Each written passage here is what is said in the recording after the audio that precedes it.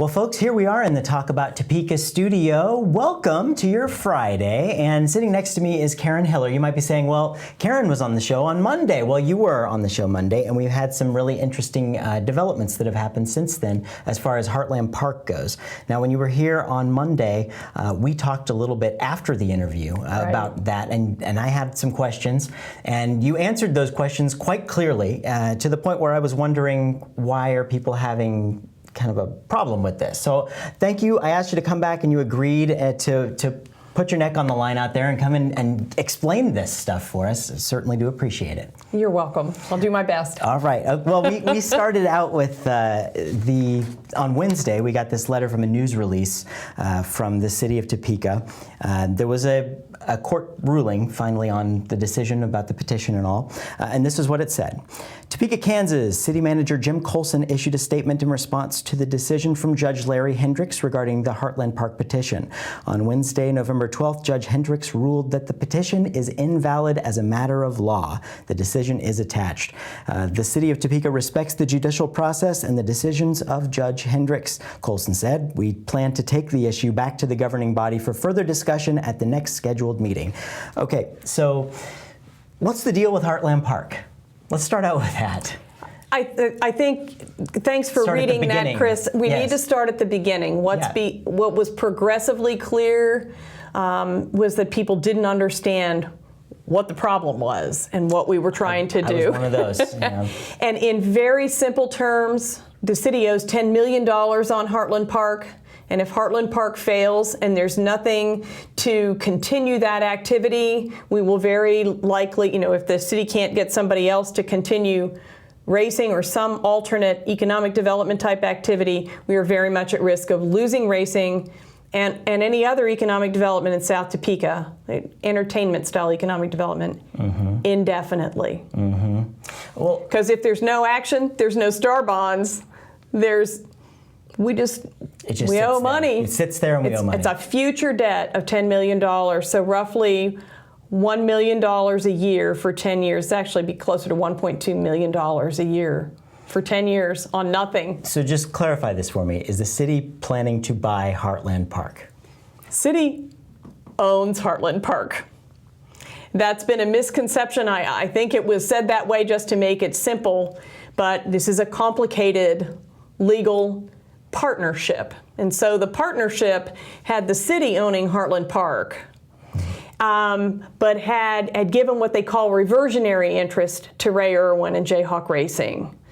That gave him enough legal stake in the property that he could borrow money and mortgage it to do the improvements, which he did, thereby incurring debt.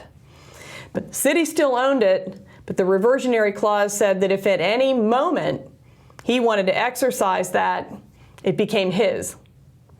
Okay. So even though the city owns it today, he could take it at any time, at which point the city he would own it, so the city would have no control over what happened during the bankruptcy and foreclosure proceedings, and no way to shepherd that basically failed business into something new and protect the investment that the taxpayers had made, as well as the future of activities in South Topeka on that land.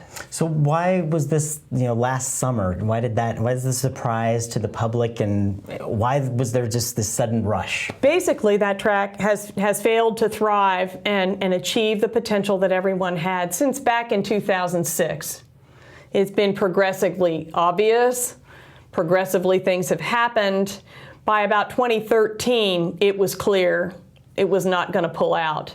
At that point, because these are legal issues, very complex legal issues, real estate issues, as well as dealing with the personal, private business of an individual, those are not public issues typically. Those are what you talk about in executive session. And so the council was fairly progressively briefed that these things were coming down, but were uncertain. Until by the spring, it became clear it was certain. We also we really couldn't figure out a solution out of that would save any of that. That spring, as things came down, the city manager and the people he was working with came up with a possible solution, which then gave us something to talk about. And so it was duly introduced publicly in late spring, discussed in June, and not voted on until August. So there really was time. But before that, to your question, those typical legal and real estate and somebody else's personal business issues are typically not public. Yeah. And for good reasons. Well, sure. And it takes, you said $10 million. I think there's a little, area there. I've heard 8 as well. How do you get the $10 million figure? Again, people trying to simplify to the 8, I simplify to the 10. If people look at the documents, and those are available publicly, you got to look, but you can find all this. I'll make it easy. There's still $8.8 million due on the STAR bonds, on the current STAR bonds that we have.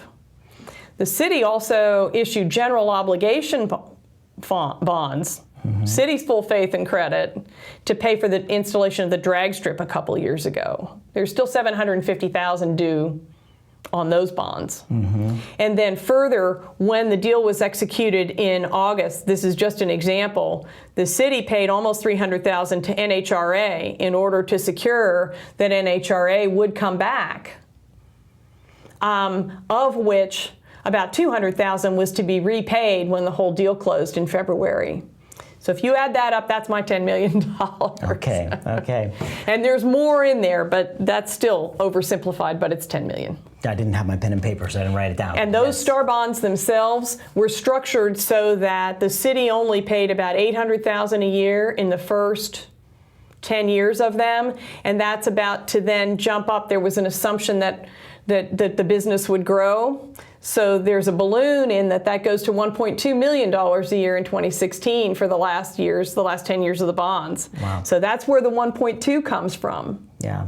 And whereas when we paid the when we had the $800,000 a year payment, it's been very public that we weren't getting enough from that STAR bond district and from the operation. We were only getting about $200,000 back. So it's been netting a cost to the taxpayers of Topeka, $600,000 a year. If it goes to 1.2 million and the racetrack has folded, that entire 1.2 million a year for 10 years is going to be on the taxpayers. And that really concerned all of us. Yeah. And so with that much on the line for the taxpayers, why weren't they invited to vote on this? Typically, an issue like this for two simple reasons. It's very, very complicated. We've only talked about the tip of the iceberg on how complicated this issue is. Sure. And that's what the elected officials get elected to do, to spend that 100 hours, all that time to find out and understand. So it's complex enough. And with 10 million and the future of racing at stake, you don't want people voting and not understanding. From a legal point of view, though, because this has to do with bonds that have already been issued and the restructuring of a financial agreement, you can see why you can't put that. Typically, that's not out for a vote. I mean, legally, people can read through the details of the court opinion because there were a lot of different reasons that the judge was looking at. That will be available. If it's not already, it'll be available publicly. For obvious reasons, that has to be done by the governing body and done in a timely manner. And it's important that voters can't just change their minds, or the city would never be able to borrow money for anything. Yeah. Why can't the city just cancel the August contract, which it's the other option from the petition? Well, if we canceled the August contract, then very likely, based on all of the things that the Core First has said and Mr. Irwin has said, very likely Core First would file a foreclosure and Mr. Irwin would file bankruptcy. At that point, he would exercise the reversionary clause to see if he could get any money out of the land to pay himself back. And people think that was pretty well written and he'd do it. There's a chance then that someone would see it of enough value that they would buy it out of the foreclosure and bankruptcy. Yeah. But then we have no idea what it would be used for, and the taxpayers would still owe the $10 million, and we'd have no control over when or what happened there. And on behalf of the taxpayers, you could see it either way, but it seemed that we ought to stay in the game. But some people, they really don't want to pay Core First or Ray Irwin anything on the deal. Couldn't we have done a deal without that? Well, that got discussed, as you can imagine. because those were private entities that entered into that. The reversionary clause is the kicker there, is that maybe we didn't want to, but to save the taxpayers $10 million and preserve racing and economic and development in South Topeka, if the only way to get clear title to that land and the improvements and be able to shepherd it into a profitable future was to buy out those reversionary rights. And that is what that document says. It's to buy out those reversionary rights.